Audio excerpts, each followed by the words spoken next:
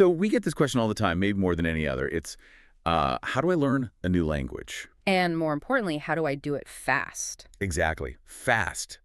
And without feeling like you're, drowning under a pile of old grammar textbooks and verb tables. That feeling of overload is, it's very real. It's why so many people just quit. Right. So we did a deep dive into the material you sent over, and our mission today is pretty streamlined. We pulled out 5 specific proven techniques. Yeah, and these are techniques that are all about efficiency. Maximum efficiency, fast retention, and really just skipping that old academic approach and getting right to, practical communication. And that practicality is so key, isn't it? Because the motivation for learning is almost never academic. No, of course not. It's a trip, or you want to connect with family, or it's just for you, personal growth. So whatever your why is, these 5 tools, they're really designed to turn that task into a new lifelong skill. Less memorization, more organization. Exactly, making it a skill, not a chore. I love that. Okay, let's unpack this. We're going to start with a technique that feels a little bit like a cheat code. It's something we all enjoy doing anyway. I think I know where you're going with this. Tip 1, immersion through entertainment. We are starting your language journey, not in a classroom, but right in front of your TV, watching foreign movies or shows. And the research here is pretty clear. This is a super powerful first step. Why, though? What makes it so powerful? Well, it's all about context. You're tapping into contextual learning immediately.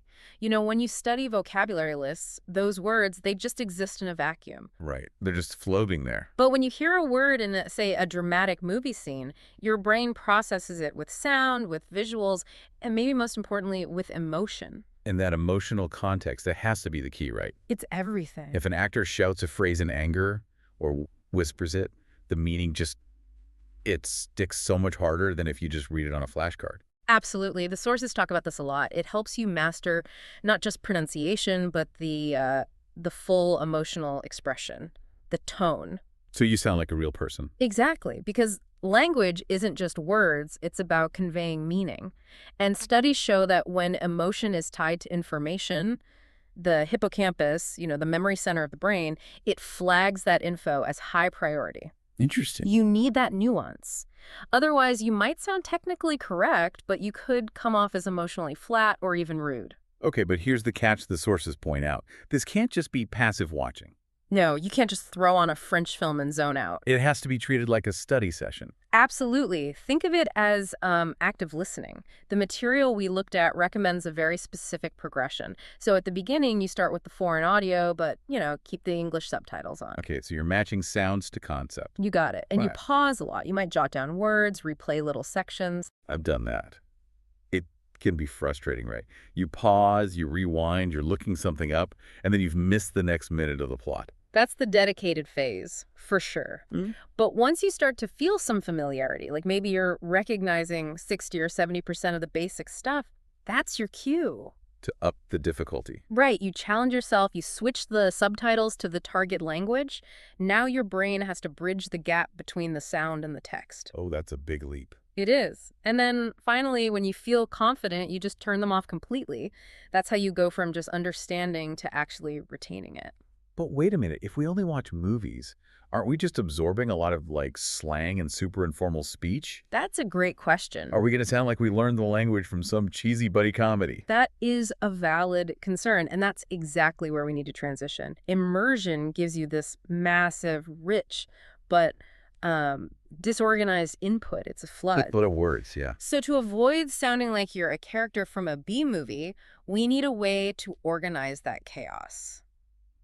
And that brings us to our second psychological technique. Perfect segue.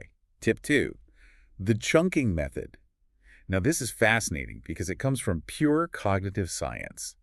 It's designed to get around one of the biggest hurdles in learning anything. Which is the limit of our short-term memory. Exactly. It raises that fundamental question. Why is it so hard to memorize hundreds of new words? Well, it's because our short-term memory is, frankly, not that great. Right. I've heard this is like 7 things at once. Something like that. It's called Miller's Law sometimes. Most adults can only hold about 7 distinct pieces of info, plus or minus 2, in their immediate working memory. 7 items. When you're trying to learn 700, that's a problem. It's instantly overwhelming, and that's where chunking comes in. It's the technique to get around that limitation. So instead of trying to remember one random word at a time, You categorize them. You put them into groups or chunks based on related ideas. so you're linking things together. You are. By linking them into one meaningful unit, a chunk, you reduce the cognitive load. You're still remembering, say, 8 or 9 concepts, but your brain only has to recall one category header. It's like organizing your brain's filing cabinet. That's a perfect way to put it. By category, not just alphabetically. Okay, so let's use the example from the source material. If you're learning Italian, you wouldn't just memorize pain for bread, vino for wine, and aglio for garlic as 3 separate things. Right, as 3 separate flashcards floating in space. You would file all 3 of those under a food and dining chunk. Exactly. And then every time you learn a new phrase about ordering at a restaurant, you just add to that same category. You're building a network. And that network is the real magic. That's the aha moment. It's all about retrieval efficiency.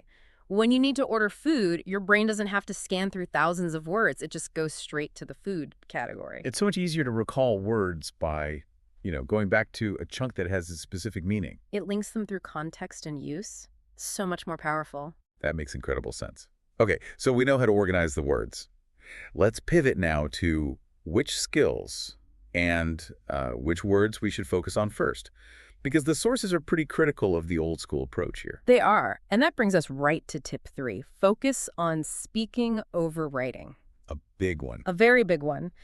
The critique here is that so many traditional courses spend, well, just a disproportionate amount of time on complex grammar, perfect spelling, formal writing. Things that, for the average person learning for travel, are just not that important right away. Exactly. If you're visiting Rome, you need to be able to ask for directions. You need to order a coffee. You don't need to write an academic essay with perfect subjunctive tense. Precisely. If oral communication is your main goal, which for most people it is, then oral skills and pronunciation have to come first. They must be the priority. So you're mapping sounds to meaning first. That's what the experts say. Get the sounds down. The Yeah. writing, the spelling, all of that can and really should come later. So we practice speaking out loud, and then the sources suggest sharpening our spelling and grammar while we're already practicing speaking. Yes, it's a parallel process. Not a sequence. So you're using cue cards, maybe reading menu items aloud. You're reinforcing the structure through sound, not through dry academic drills.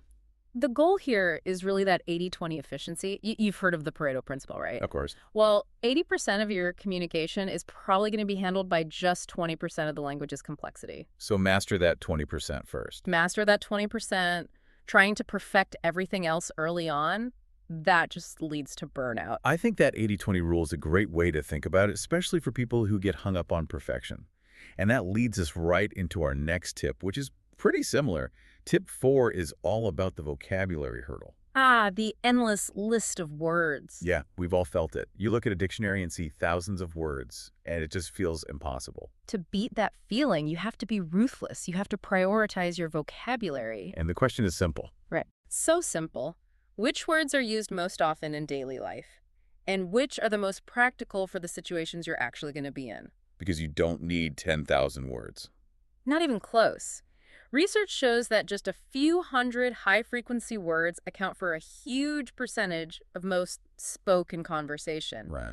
You need the right 500, not an extra 9,500. So high-priority words are those functional tools you'll use constantly. And the sources give specific suggestions here. They do. Like what? Things like basic greetings, obviously, food names, transactional phrases, and those essential guiding questions. The survival questions. The survival questions. How much does this cost? Or where's the closest train station? Real-world tools that get you through an interaction. And that's so important for motivation, isn't it? Getting those early wins. It's everything. It keeps you going. And if we connect this back, you can see how it all links together. You prioritize the most common words. And then you use the chunking method to organize them. Exactly. You chunk the most common 500 words by category: survival, travel, food, and boom, that's your starting toolkit. You communicate successfully, your confidence goes up, and now you have the fuel to keep going. Okay. We've covered what to study, how to organize it, and how to practice. Now we need to talk about the vehicle, the tool that delivers all this. Right. Tip 5, customizing your learning tool. Because if you jump online right now, you'll find a million apps, books, courses, all of them claiming to be the fastest way to learn. It's instant paralysis by analysis, as they say. It really is. And the main takeaway from all the sources here is that there is no single best tool. There just isn't. The key is finding what works best for you. For you, the individual learner, based on your own life and your own learning style, it's a balance. A balance between what? Between the tool's effectiveness, its method, and its affordability and how it actually fits into your schedule.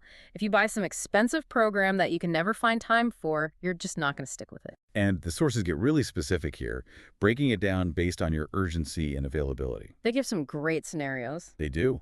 For example, if you're a visual learner, you have a packed schedule, you can only spare maybe 10 minutes a day. Then you should probably look at a free gamified app, something with visual quizzes that sends you daily reminders. The micro sessions fit your time, and the price fits your need for something low commitment. Right. But on the other hand, let's say you're an auditory learner and you have a last-minute trip in 2 weeks. You need skills now. That time pressure changes everything. It justifies a higher investment. Yeah. You might benefit from an intensive 2-week course or maybe a live online tutor. That structure forces you to focus, and it matches your learning style and your deadline. So the tool isn't a one-size-fits-all thing. It has to be an active match for your life right now and your specific goal. Exactly right. That brings us to the end of our 5 key insights. Let's quickly recap them for everyone. Sounds We covered using movies for active, entertaining immersion. We talked about using the chunking method to get around memory limits and organize words. Then we had prioritizing speaking skills over perfect writing. And focusing on mastering only the most common practical words first. And finally, making that strategic choice to find the right learning tool that actually matches your life, your schedule, your budget, and your style. Okay, so that's a how, but what's the ultimate takeaway? I think the ultimate takeaway, the one that needs to be underlined, is that you will run into challenges. You will. There will be plateaus, mistakes, moments of frustration. That's inevitable. It is. So the concluding message from the source material is powerful. Stay motivated. Remember your original why. Why did you start this? And don't be afraid to experiment. Yes. Constantly experiment. Find the mix of techniques that you actually enjoy. If a method starts to feel like a chore, switch it up. That's how you make sure the effort turns into a real lifelong skill. Absolutely. And building on all 5 of these techniques, if you prioritize speaking, you focus on common words, you use entertainment to get the rhythm of the language, what better way is there to internalize all of that than being fully immersed in a foreign country? Where you have no choice but to use it. Exactly. That's the ultimate goal of all this efficient learning, isn't it? Preparing you for that real-world moment of connection, something for you to chew on as you start applying these 5 steps today.